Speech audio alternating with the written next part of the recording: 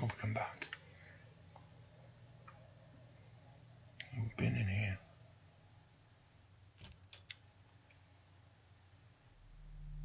Oh, he's back. How's he doing?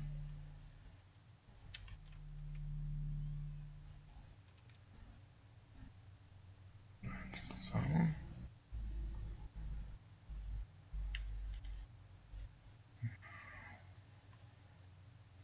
What's he sat in?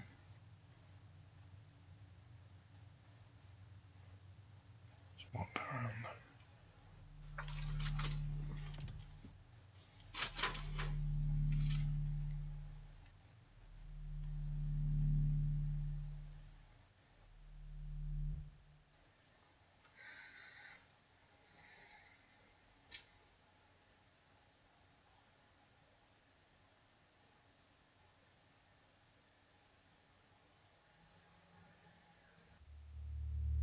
The Temple of Man.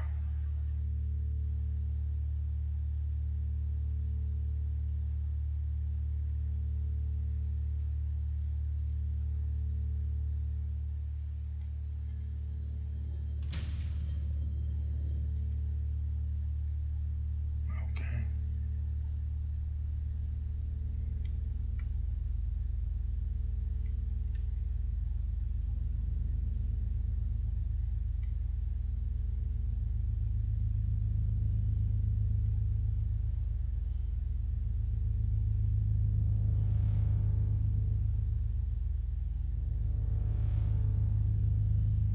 He's dreaming.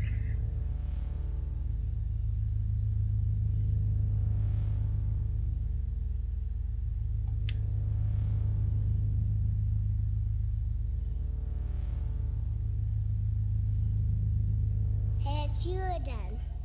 I love you. You're my friend. This is my favorite game. Do you want to see? Watch how I started.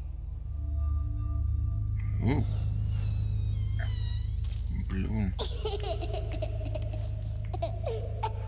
you're here, and a big lion comes. You know a scary lion? It's so loud. I can roar just like him. Yeah, hear me roar? Why?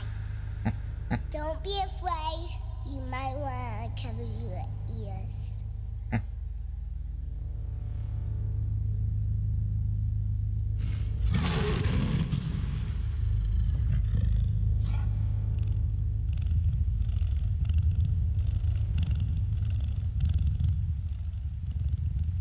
Here comes the animals. Pterosaurs is my favorite.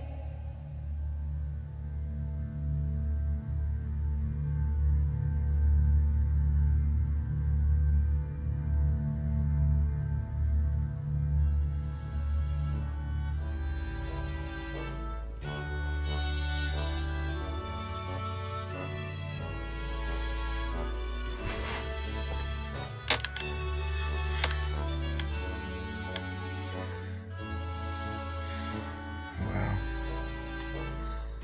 This is different. Oh, I'm moving stuff. Oh, it's what? Some bullet beams.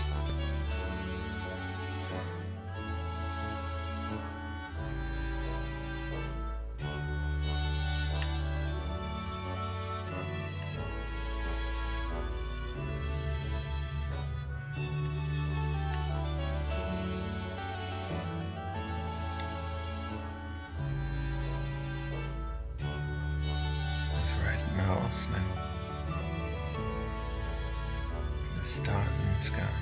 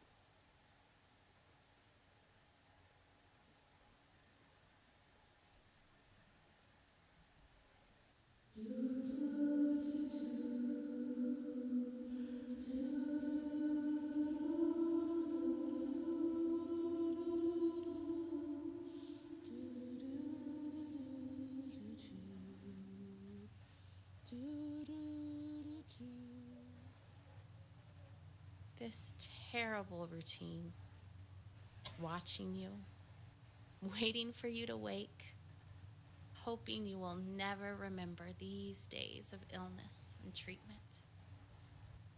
One day, I'll bring you here, show you your tiny handprints on the wall, and you'll be annoyed that we all think of you as some big miracle. Cancer will be such a small part of all you could grow to be. You will tire of hearing about it. You won't want to see the cards and notes I saved. And I won't mind at all. I'll hold the memories of this hard day. Sheila. Just leave it behind. Hap. Cooper. Aiden. Katie.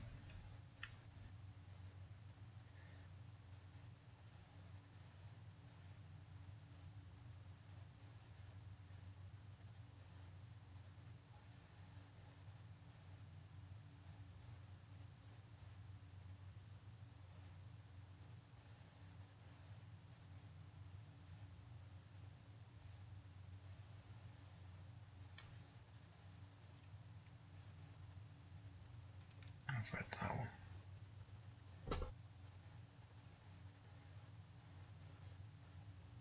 To my hero, Henry M.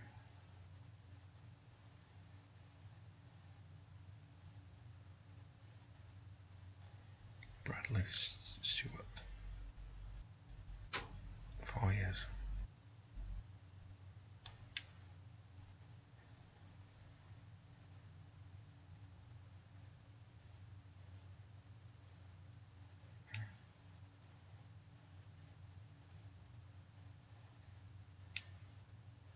Do I read these all?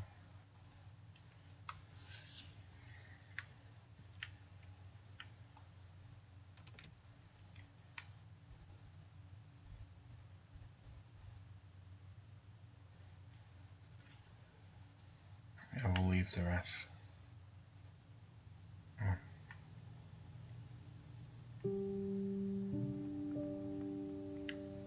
For all of these.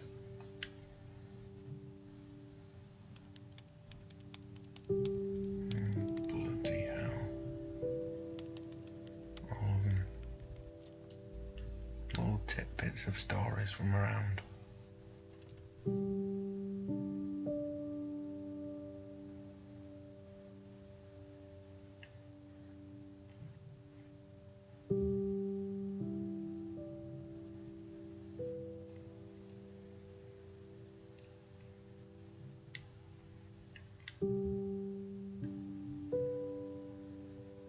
Get back to the path.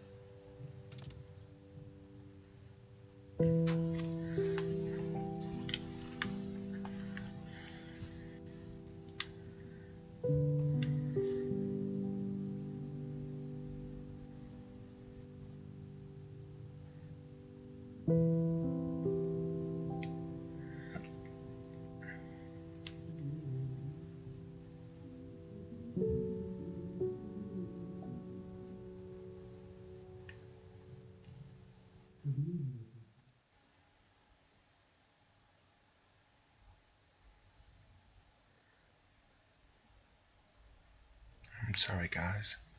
It's not good.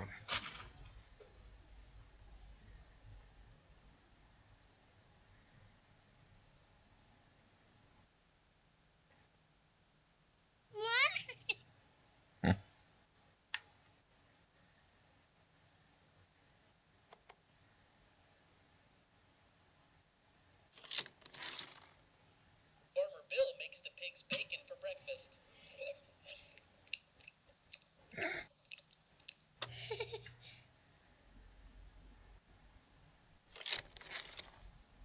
Farmer Bill plays fetch with the pigs.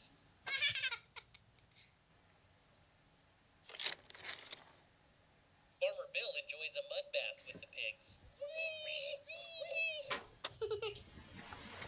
Okay. Farmer Bill scratches the pig's chinny chin chin.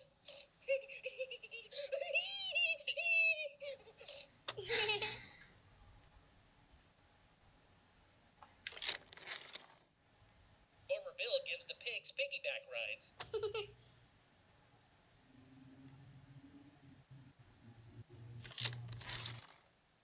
Those mischievous pigs are napping on Farmer Bill's couch. The pigs wash the dishes after supper.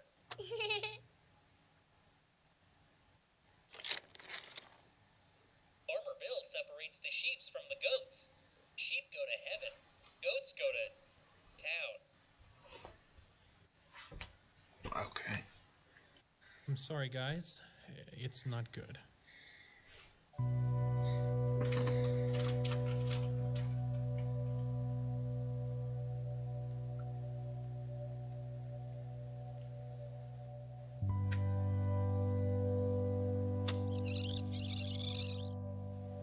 I'm sorry, guys.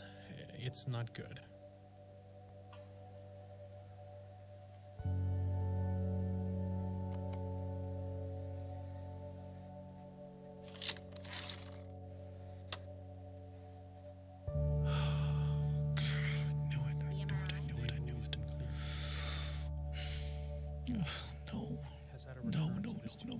No. Size matters. If I know how big it is, I can face it. I can size it up. And it's quite small at this point, but unfortunately the size isn't terribly important. Any recurrence means the chemotherapy has failed. This is a tragedy.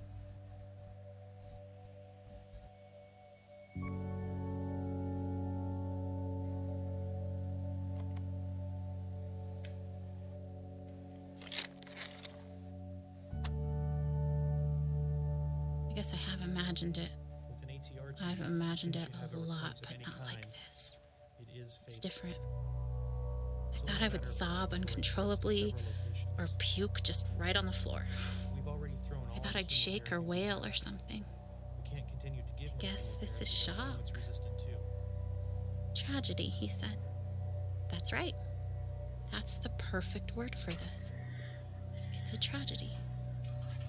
I wonder if he says that every time. He's crying Likely. a little. I love him for that. He's not callous, he's genuinely sad. She is too. So there just aren't any treatment options that are curative.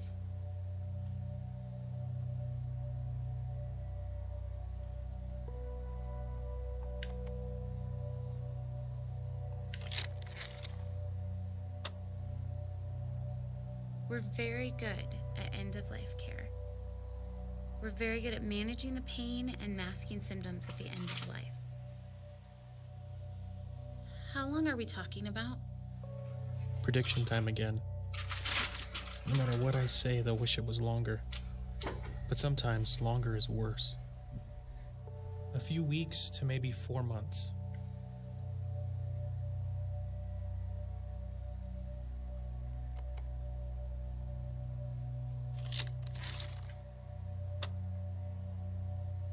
Is Nick crying? How long are we talking about? How am I gonna hold it together now? A few weeks to maybe 4 months.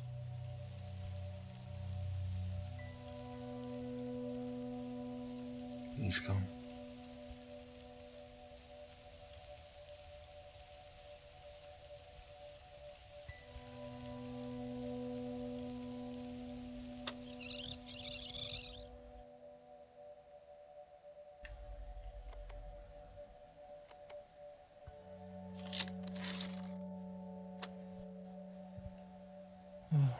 Retells are How scary. long are we talking about? A few weeks to maybe 4 months.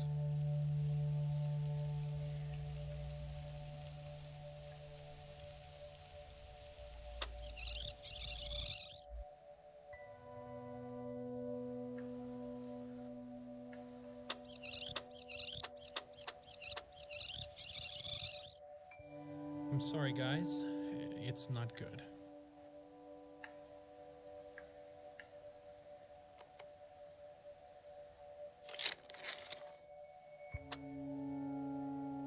Parents always ask how big. Wrong question. They've always been clear. They should ask where it is. Location is everything. Slow death or quick, symptoms and losses all come down to where. How big is it? Well, it's in the frontal cortex. And it's quite small at this point, but unfortunately the size isn't terribly important. Any recurrence means the chemotherapy has failed. This is a tragedy. Okay.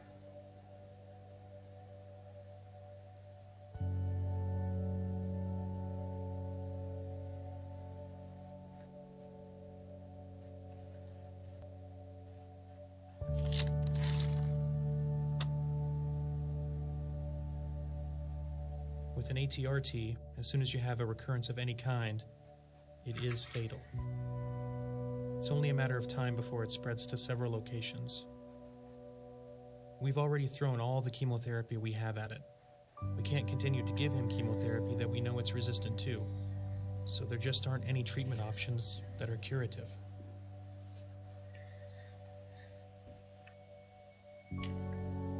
Let's just continue with them.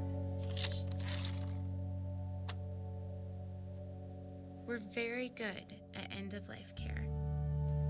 We're very good at managing the pain and masking symptoms at the end of life. How long are we talking about?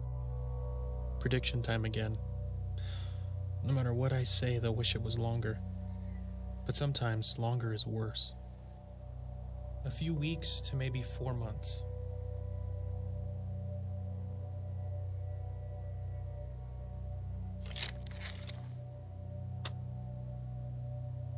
Okay, I said fatal. Given you a lot to think about I said not curative. Have I said the word death yet? I can tell they understand, though. A whole new vocabulary. All the rules are different now. I think it's really sinking in.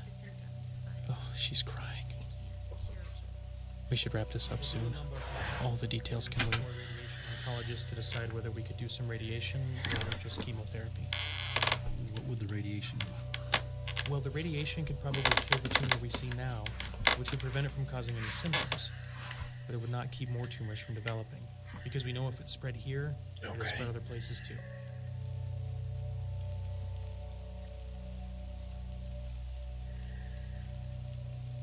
Let's finish it.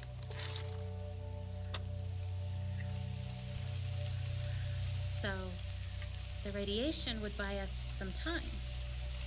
No, nothing will really buy us any time at this point. It just can make the time you have left more comfortable. So, we'll schedule you to come back in Monday, and we'll have some options for you to consider. We're so sorry.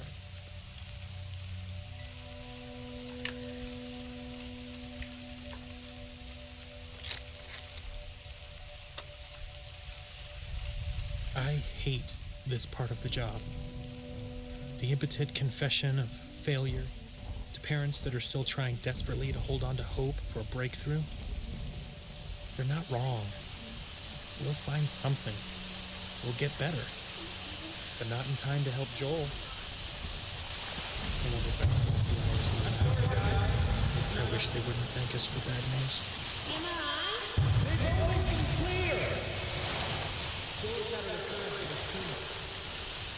Where is it? How big is it? Well, it's in the and it's quite small at this point. But unfortunately, the size is terribly important. Any recurrence means the chemotherapy has failed. This is a tragedy. Within many hours, as soon as you have a recurrence of three times, Move it side to side. it's only a matter of time before it spreads to several locations.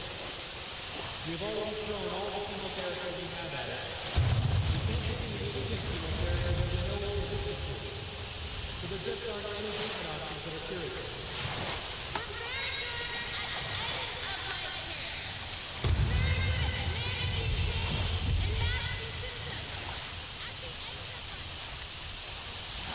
Sorry, dude.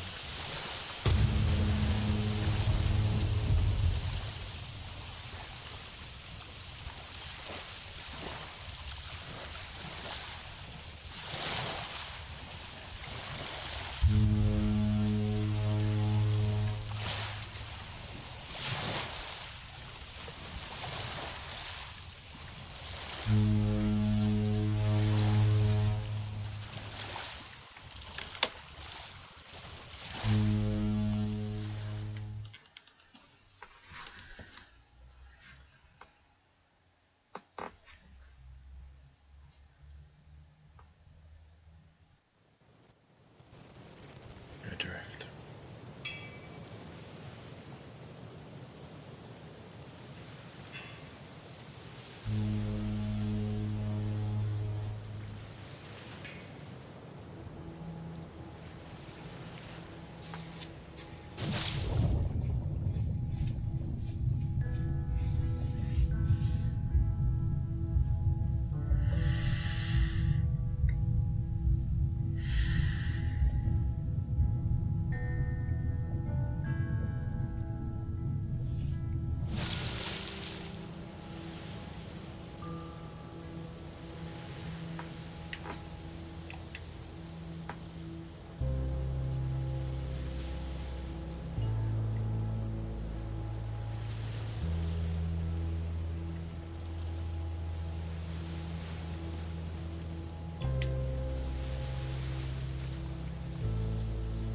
I have so many things stirring around in my spirit that I have to write to settle myself and find God's wisdom in the midst of chaos. I'm scared I won't be strong enough to face the things we might have to face in the coming weeks and months. But then I remember how much grace God gave us to walk out everything we've already faced. I've never felt completely overwhelmed, and I've never felt alone. So no matter what comes next, and I truly cannot even begin to guess how this will go, I know we will be carried. I want to shout out, look what God is about to do. Watch how he delivers Joel. And at the same time, I want to roll up with a silent ball and wait it out with fear and trembling, so aware of all my doubt, but yet convinced that my doubt is insignificant compared to God's faithfulness.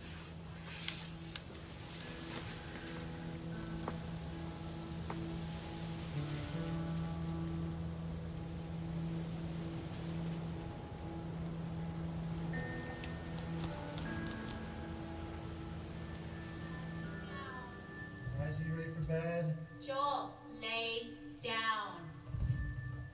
Okay. Should we do a song? Sure. Okay, big boys, why don't you come in here and we'll sing the littles a lullaby. I'm tired. I know, it's bedtime. Ugh, okay. Oh, Elijah, lay down. Babe, did you even check in his mouth?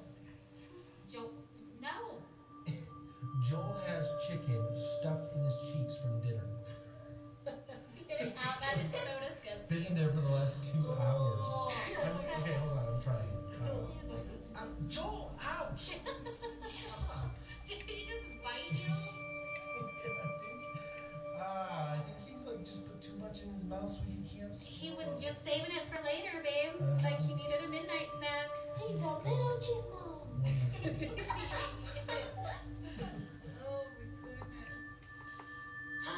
Okay. The bigger version. A big version of a little chipmunk. Do you guys remember when he couldn't even eat any solids and because he couldn't swallow? Do you remember that from the surgery? How it hurt his ability to swallow, so we had to give him bottles. Yeah, I remember one time we had pizza, so he chewed it all up and then spat it out everywhere. It's so gross. What? I remember that now.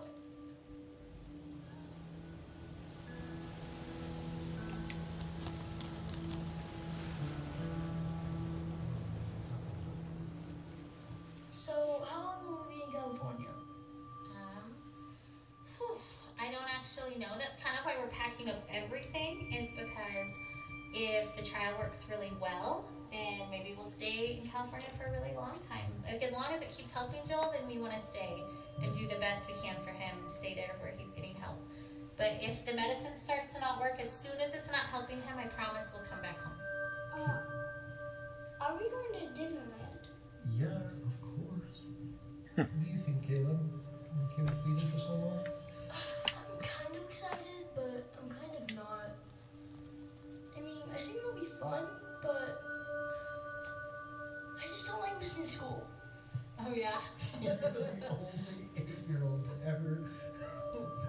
That's amazing. I hate to miss school, huh? But, like, why? Well, I just hate having all that homework that I have to do. Oh, you hate catching up from missing school. Your teachers are going to send me homework, and we'll just try to do a little bit of it every day, so it won't be that bad, but there'll still be fun stuff we can How do. many kids get to go on adventure to California in the middle of the school year? That's pretty cool.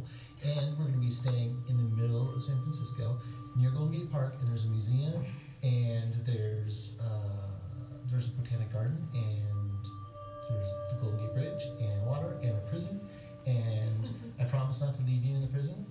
Alcatraz. Hopefully we can get out of it. Cool. Anyway, so we're gonna have lots of fun, and we're gonna spend lots of time as a family together. And lots of time with Joel.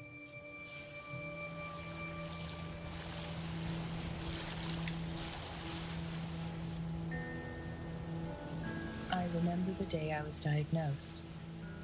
I remember the hallucinations from the high fever of 5-year-old's nightmares. I remember my mother silently weeping in the doctor's office. I remember friends and family gathered around my hospital bed in prayer. I remember the 2-hour ambulance ride to St. Jude where they could better care for me. I remember the 2.5 years of weekly chemo treatments, the numerous lumbar punctures and bone marrow aspirates. I remember Doctors Bell, Dahl, and Kalwinsky, nurses Jean, Judy, and Dale, Miss Chris in social work, Darlene in travel, all part of the team that cared for me. I am a walking memorial to their successes. I remember the other patients I'd see each time I went to the hospital for chemo. I remember when some stopped coming. I knew what that meant. I remember the years of summer camp for children with cancer, children like me. I remember their laughter and the midnight talks of fears and joys, normal kid stuff. Some less so. I remember when some stopped coming. I knew what that meant. But I remember them. I am, and other survivors are, memorials to those who lost their fights. That's a good way to think of it.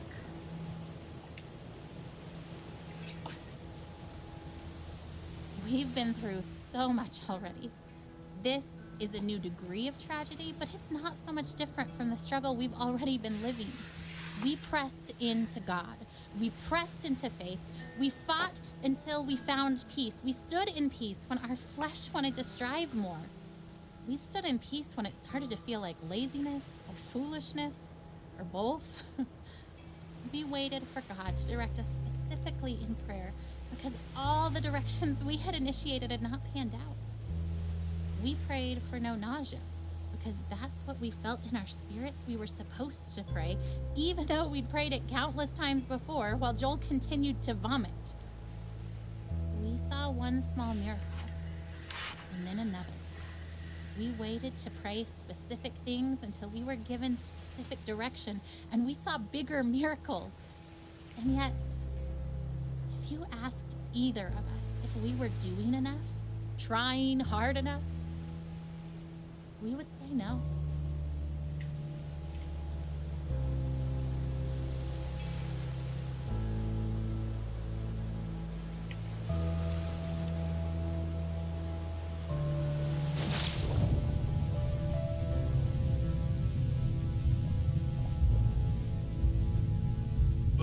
Her expectation is so maddening sometimes. You know what she wrote on the eve of Joel's first surgery? The one back in January when we first found the tumor? I seriously feel like a kid on Christmas Eve. I'm pleading for God to spare his life. And I'm tempted to despair because self-inspection leads me to conclude I shouldn't expect much of anything. And yet my wife is expecting a surprise party from the Lord, replete with presents and supernatural miracles. I envy her.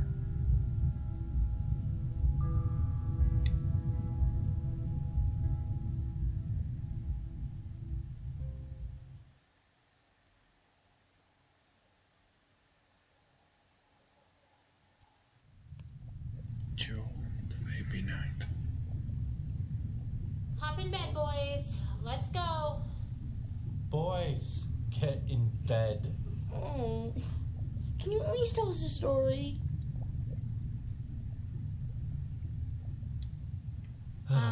Sure. Okay. This is the story of a very brave knight named Joel. Joel the baby knight? Yes, Joel the baby knight, but he's also Joel the very brave knight, and he was being chased by a dragon named Cancer.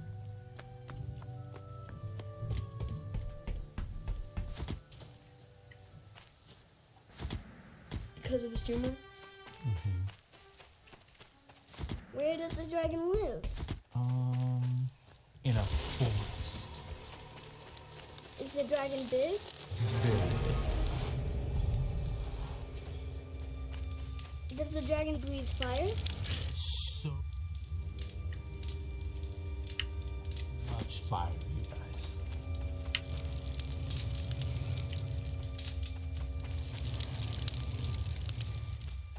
So, Joel has armor, like a sword and a shield and stuff?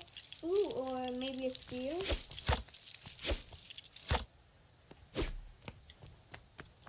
Yeah, that sounds good. So brave Sir Joel with his sword and his shield and his awesome spear and his super jumping ability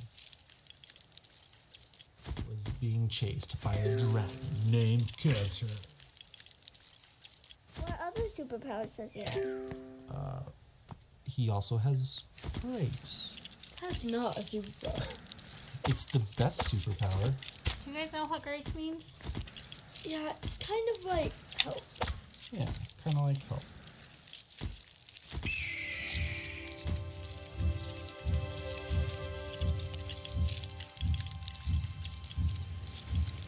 Okay. You know, and he's not the only one who's ever tried to fight this dragon. Some very brave knights have fought this dragon and lost. And some are able to drive the dragon off, and they can go home, and they can quit fighting for the kingdom is... Joel's been fighting this dragon for a long time, huh? A long time. But Joel found a nice empty cave where he could rest. And it seemed like the dragon couldn't find him.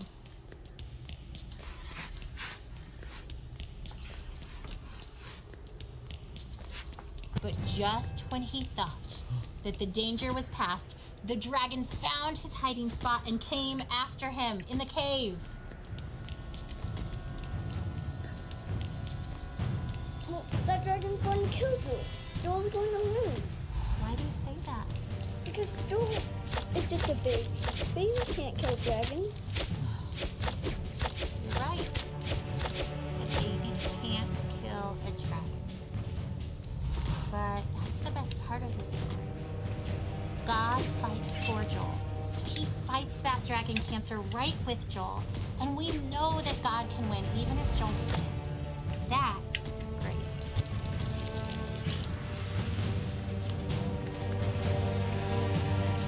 Well, what about Tim from Church Mom? He died from cancer. Wasn't God fighting for him? Didn't he have him? Of course, God fought for Tim too. Tim fought so well. He was so brave, so strong. God let him rest. It may have seemed like the dragon won because Tim died. We know that Tim's in heaven, that he's with God, and that God is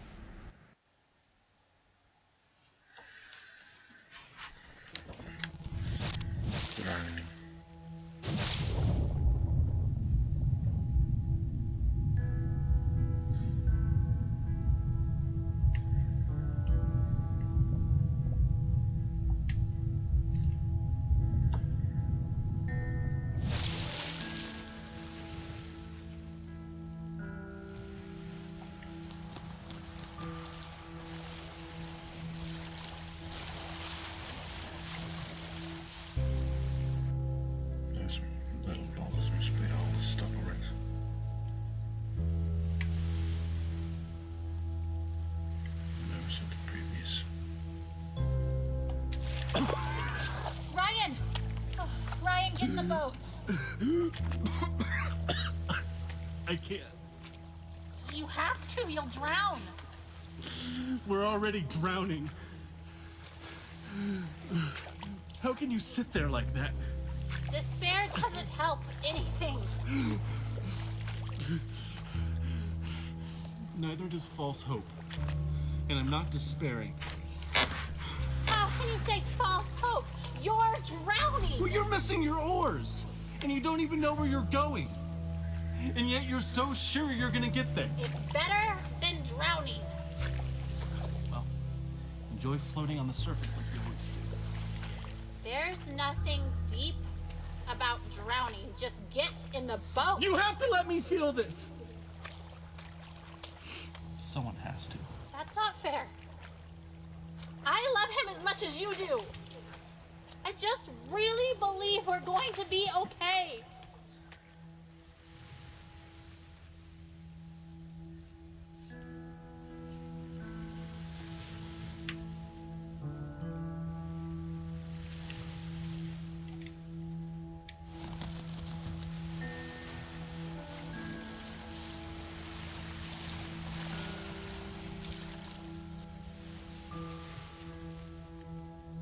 I'm sure my expectation looks like denial, but seeing Joel dying does not make me any less certain that he will be healed.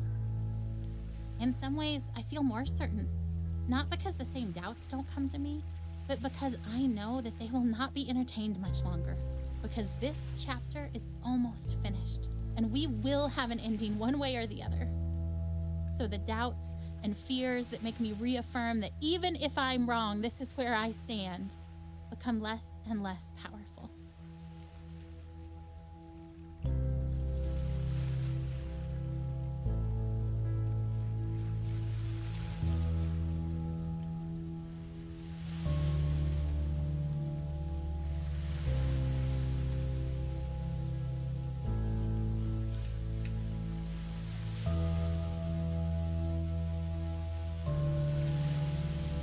People's conciliatory words of comfort meant to reassure us and help us accept Joel's death don't sit well with me. They aren't offensive because I know the heart behind them is good, but they are weak words because it's so obvious to me that death is the given. I don't have to work to be ready for it or accept it. It is coming whether I would accept it or not. It has been coming slowly for so long. I don't have to work to understand that Joel is dying. It is obvious. Heaven is amazing. And so I'm not worried about death. It will come regardless of where I stand and wait.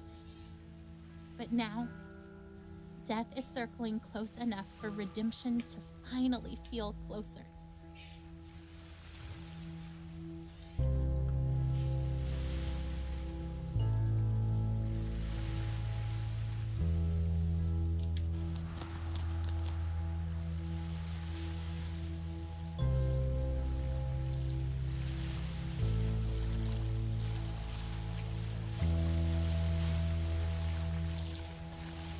This is the part of the story where a daring rescue can thwart Death's intentions just in time, perhaps when it looks like it's already too late. I want to watch for that. I don't need to focus my eyes on Death, studying it in its slow progression. Its course is already clear. But there is a glory that is coming, and its journey to us is wild and quick and frightening, and I want to be watching for that glory. I want to stand trembling in awe before God and His power. Not sure that this thing that we've asked for is something we can quite manage, but trying anyway. Death is the given. But the life that is possible now for Joel, the miracle that could come now that death is so close, is something worth pursuing, worth risking everything to see with my own eyes.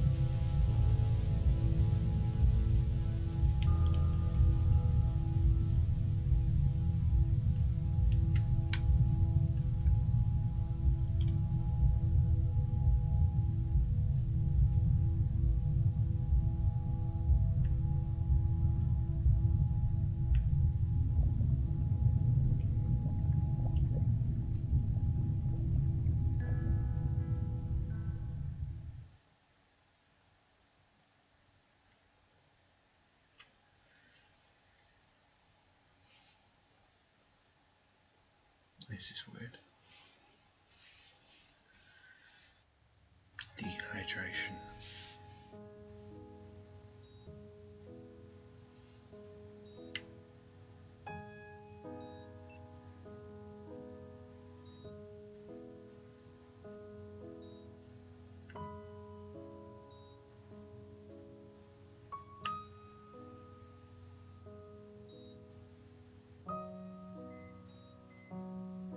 Huh.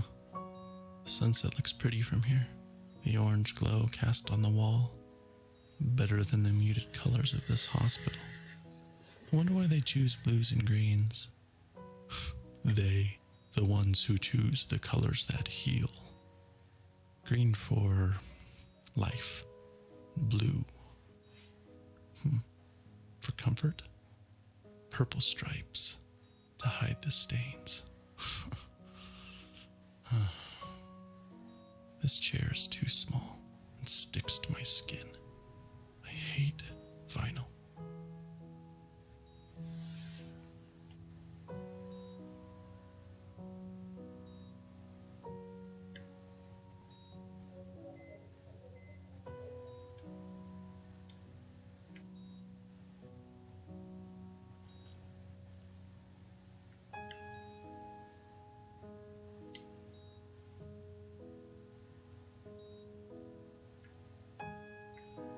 Trying to work out where next. Blue. Purple. The ocean, maybe? No, under the ocean. Silent, warm, and salty, like tears. He won't stop crying. I don't blame him. He feels miserable. I hate that we're here. I hate that he's sick. I just want him to feel better.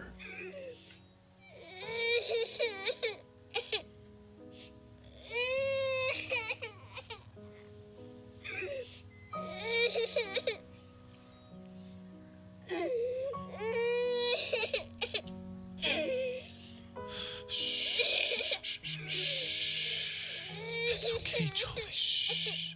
Oh, don't throw your head, buddy. Don't. Here we go. Bouncing around. Do you like that?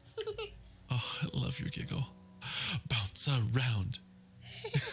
Is that funny? A bounce, a bounce, a bounce, bounce, bounce. Oh, he won't stop crying.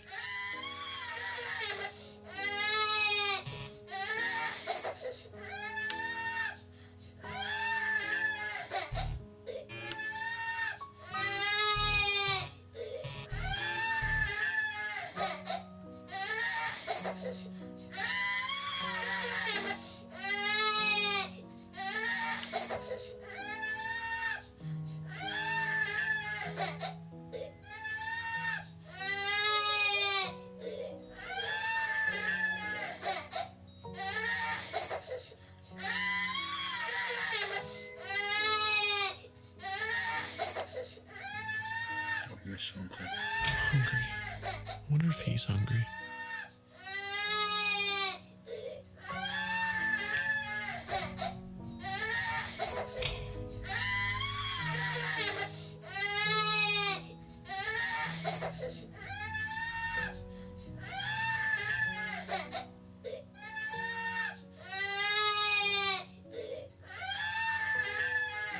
He's screaming louder. Buddy, don't you want juice? He hits the box. I don't catch it.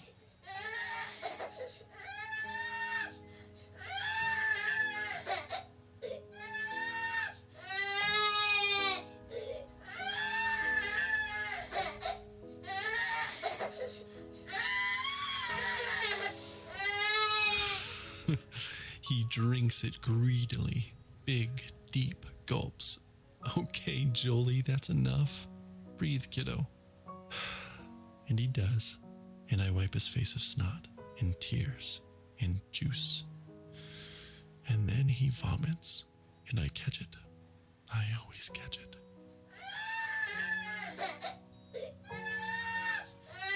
I know you're thirsty, buddy, but you'll throw it up.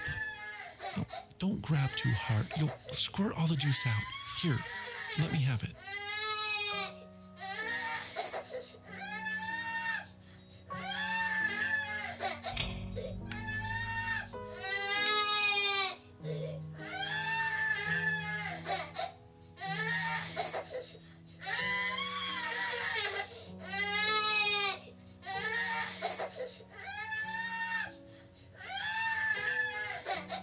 We're ready now.